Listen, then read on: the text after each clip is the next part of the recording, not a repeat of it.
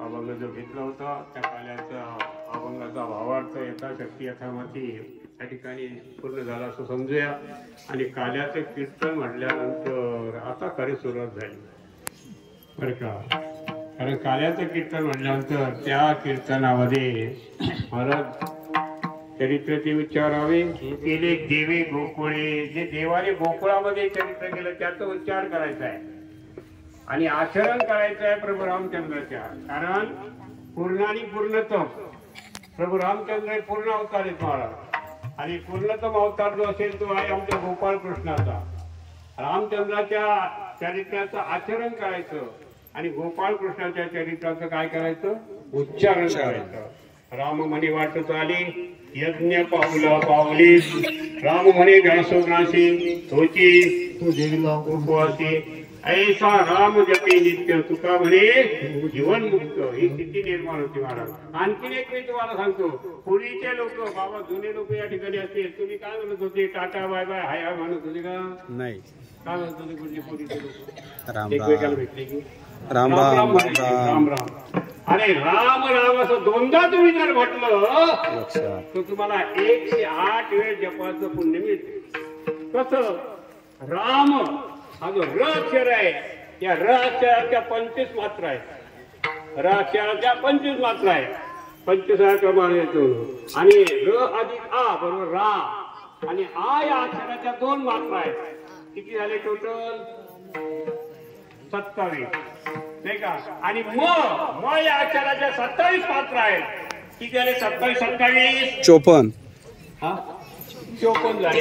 राम म्हटलं म्हणजे किती आपल्याला किती झाले ते 54 झाले. आणि दोनदा राम म्हटलं की किती झाले 108. मग राम राम म्हटल्यानंतर 108 वेळेस जप करण्याचं पुण्य तुम्हाला लाभतं. एवढं सोडून देत राहू नका. इकडे तिकडे काऊन भटक करे. विठ्ठला विठ्ठला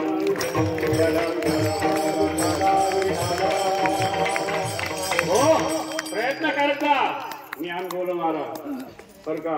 फरसावर एक मुस्लिम बांधव बसायचा, पाणी विकायचा. तुम्हाला माहिती आहे त्या गणपतीच्या जवळ तो नेहमी करता भेटायचा. मी त्याला, तो माझा विद्यार्थी होता, मला पहिले म्हणलं आजाद कर. मी त्याला म्हणलं जय रे. ते म्हणे हे काही बोलत आपल्याला नाही का. ते पण नंतर म्हणायला लागला हा बरं का आले पण सलाम. मी म्हटलं जय हरी. महिना गेला, 2 महिने गेले, मग म्हणाला नमस्ते होता. आता नमस्ते जय हरी सर. आता सगळ्या लोकांना विचारणं होतं. माणूस परिवर्तन झाल्याशिवाय नाही. तुम्ही प्रयत्न करा.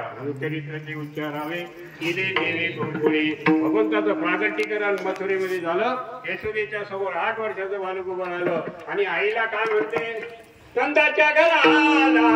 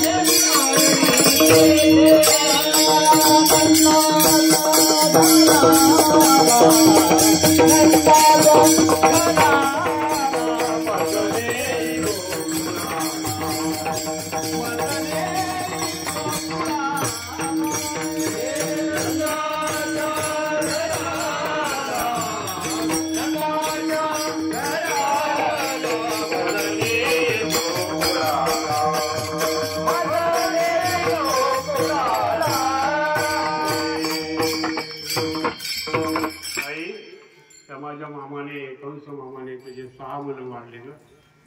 एक होता तो नैनी गरबी माईच्या सायाने मी त्याला त्या ठिकाणी पाहता. आता मी आलेले आहे.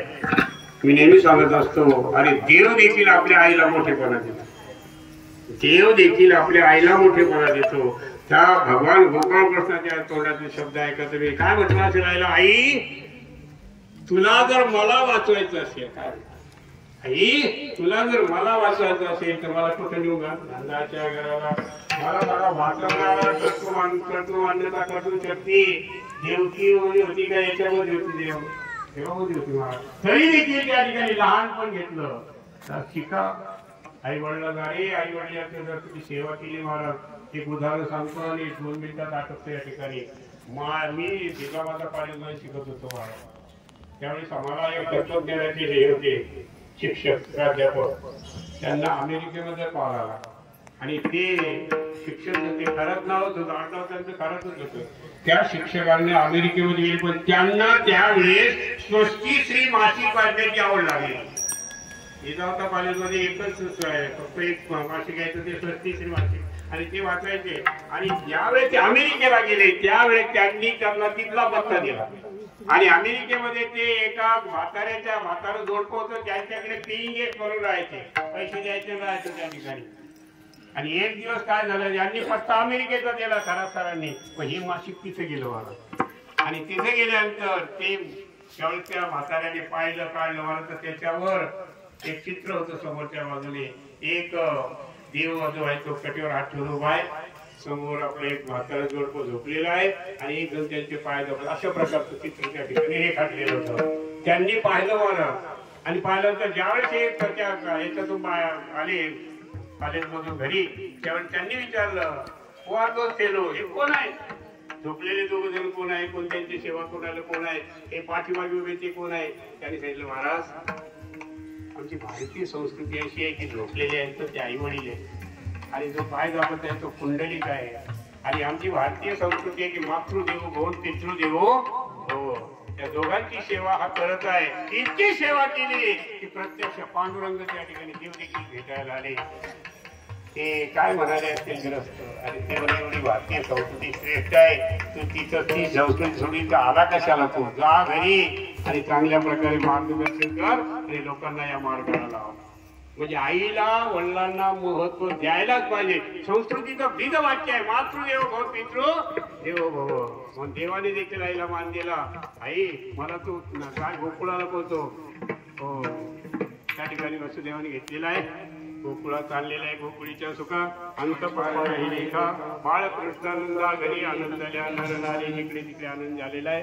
आता गोपाळकृष्ण रांगायला लागले आहे, रांगता पळायला लागलेले आहे, पळता पळता चोऱ्या करायला लागलेल्या आहे आणि चोऱ्या करता करता गवळणी देखील सासून गेलेली आहे. यांनी माझी कवाड उघडील वगैरे, हो अशा प्रकारे. आणि यशोदेकडे गाराने गेलेले आहे. यशोदे कृष्णाला सांगावे गोकुळी राहावे का, हे सुद्धा म्हणायला लागली बाळा तू फार खोडकर झाला नाही, आता तू काय कर, उद्या जाई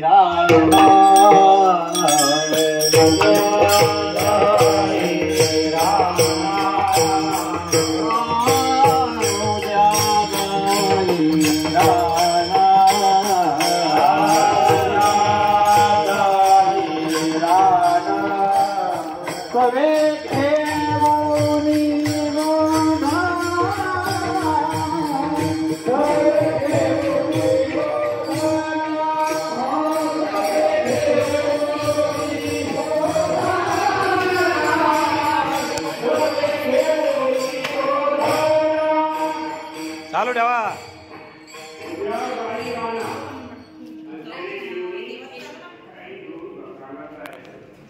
नंदाच्या घराला आज गई काय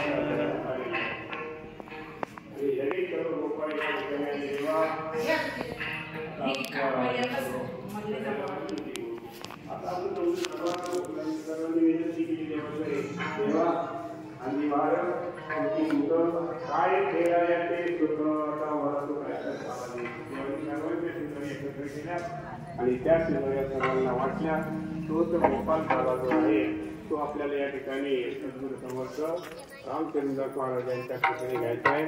त्याच्याकरता थोडा वेळ भजन करा आणि भजन केल्यानंतर आपण हा गोपालकाला घेऊया. हा ज्यांचा 22 तारखेला उत्सव होणार आहे ते कोण आहेत? प्रभू श्रीराम. काही नमाईतच नसतो महाराज. प्रभू रामचंद्राचे हो फार भाग्यवान आपण. काय कितीतरी वर्षाने शतकाने शतक होऊन गेलेले आहे. हो रामाला तंबूमध्ये ठेवलं होतं. तंबूमध्ये वनवास संपला रामाचा आता बरं का. आणि प्रभू रामचंद्र आपल्या स्थानावर विराजमान होणार आहे आणि आपल्याला आनंदी आनंद झाला पाहिजे. थोडा वेळ त्या रामाचं भजन करूया आणि सेवेला या ठिकाणी पूर्ण